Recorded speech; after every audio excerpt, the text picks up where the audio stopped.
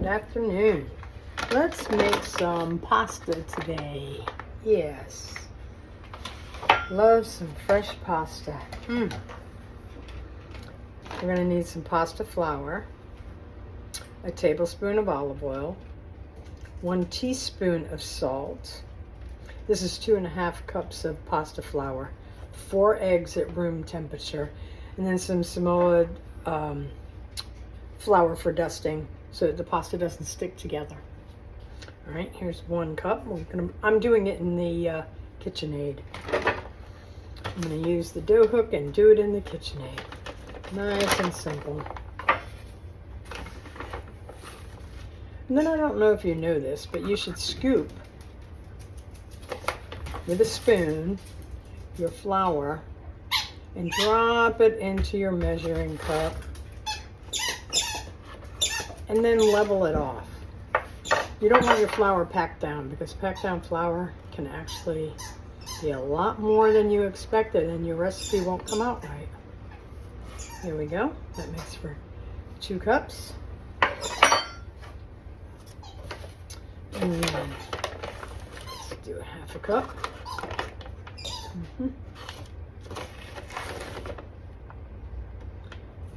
There we go. And just level it all. There we go.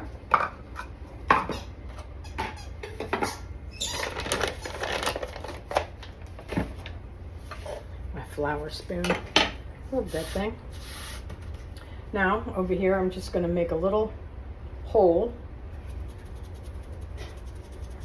in my flour. And I'm going to go ahead and crack my eggs into the KitchenAid. There we go.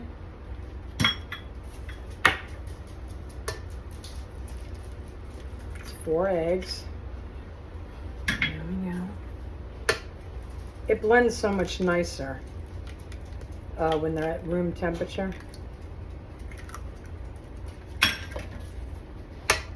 It won't seize up your dough.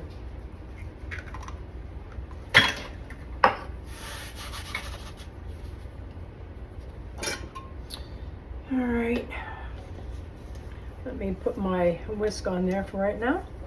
And put my whisk on the KitchenAid. Let's see. I'm going to put it on 2. Then start sprinkling your salt in. And then we'll go ahead and do our olive oil.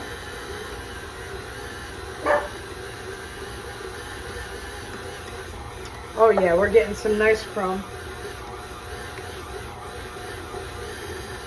Beautiful.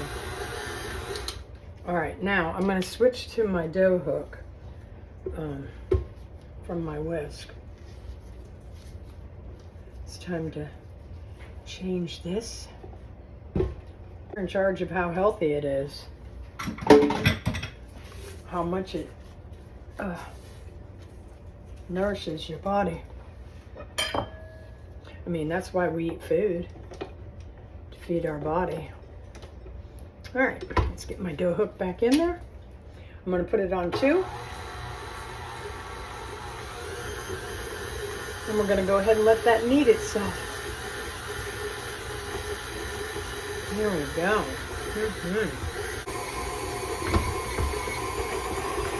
All right, pick that up there a minute. Let's get that dough going.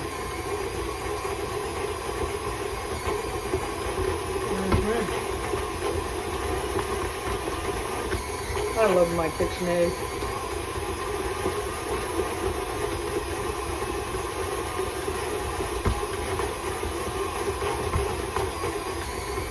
Ah, there we go.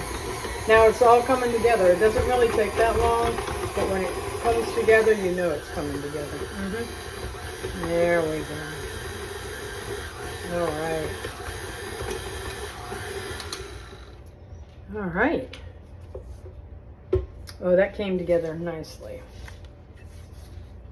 The bowl is nice and clean, just as it should be. There we go. Look at that.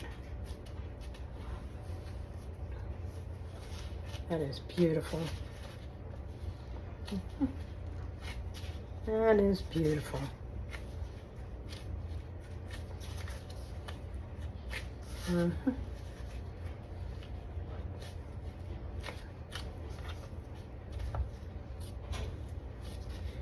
Just kneading it a minute. I mean, pretty much they did it for you. So you don't need anything big. But now I'm gonna wrap it in foil. Oh my gosh, not in foil. Oh, please don't wrap it in foil. I don't know why I said that.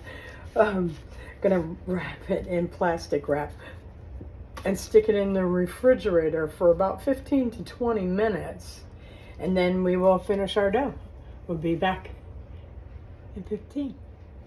Okay, our time is up. We've taken it out of the refrigerator. Let's go ahead and unwrap it. Got a little flour on my workspace. All right, and now we're going to go ahead and cut this into 4 sections. I don't want my paper to go too far, because we're going to go ahead and wrap these so they don't dry out before we get to them. Okay, so let's go ahead and move that over there. Let's get some more flour over here. Let's go ahead and roll this out. I'm gonna roll it out in a rectangle because I'm gonna use my pasta attachment. You also do not have to use a pasta attachment. You can actually cut these, okay? You can cut them with a pair of pastry scissors. You can cut them with a knife. I mean, you can cut strips out with this and make fettuccine noodles. I mean, you do not have to have a pasta attachment, but they are inexpensive. I turn it on to 2.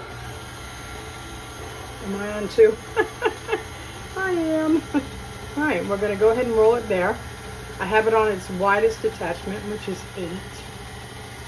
Okay, we're going to roll it through there, and then we're going to fold it like an envelope or a letter. Always put it in with the folded side. Then we're going to go in again.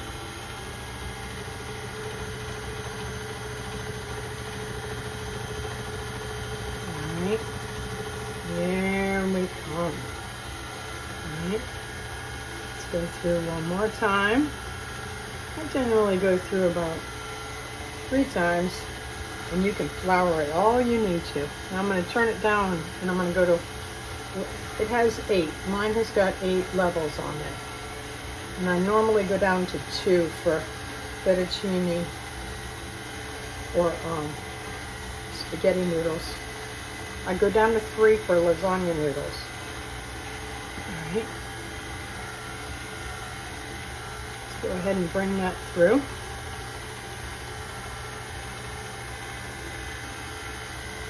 All right, let's go ahead and do our letter. Make sure our folded side is going down.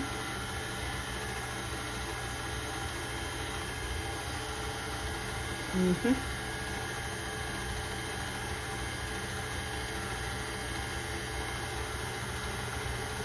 we go.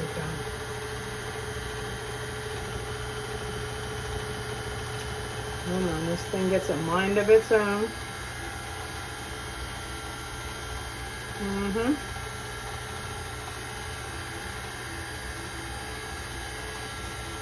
All right.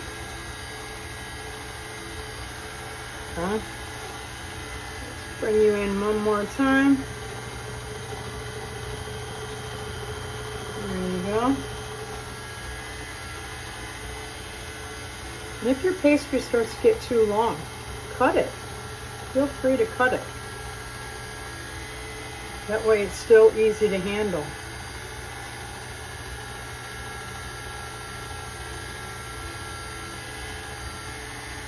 After you've done a few of the folds, you don't really need to do any more. You can if you want to, but it makes it very light and airy, and believe me, very good.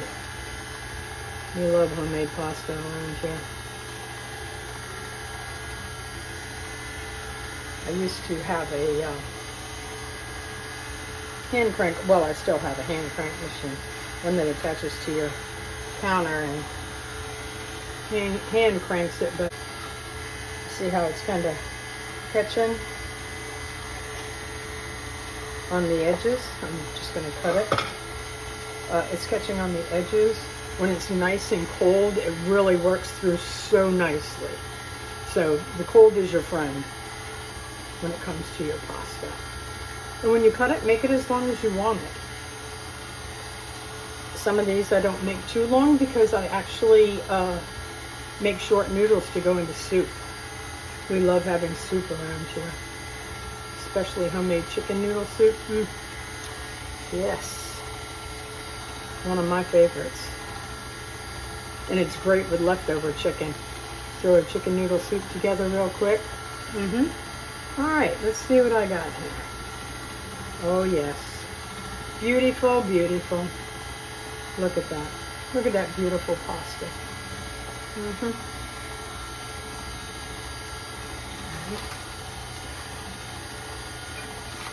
this out of my way. I don't want this pasta to dry, so I actually have a cookie sheet rack over here. All right, let's finish squishing this out. And don't worry about it being perfect. It's homemade pasta. It's good. It's just good. All right, let's go ahead and put that through.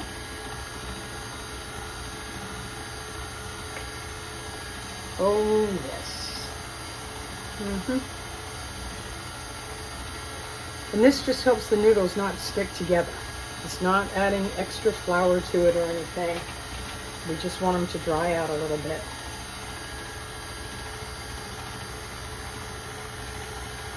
Then you can also freeze them.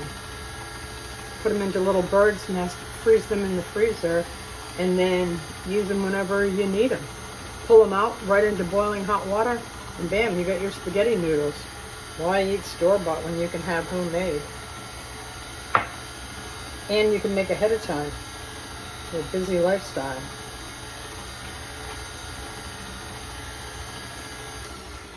All right, let me get another one of these to roll out so that we can do all of this.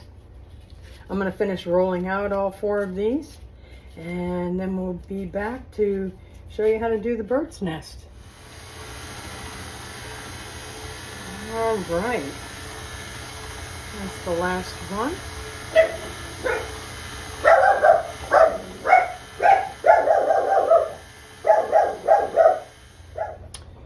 All right, let's go ahead and get these into little nests because each one is about a serving size. So just kind of shake it, and we're just gonna twirl it to make a little like bird's nest. Make sure it's good and floured. The flour is not going to change the texture. It's just going to keep everything from sticking. That's all it's going to do. Then we're going to let it dry. We're going to let it dry for a couple of minutes, and then I'm going to stick it on this cookie sheet with the cooling rack. And on the cooling rack, it's going to go into the freezer for about 10 minutes. It'll be just enough time for it to make sure it doesn't stick to each other.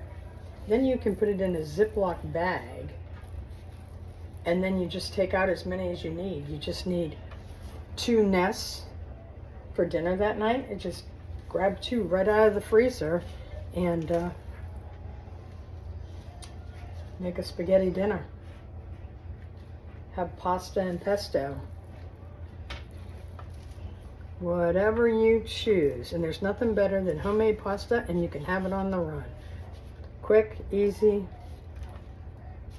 All you need is eggs, flour, water. Eggs, flour, salt.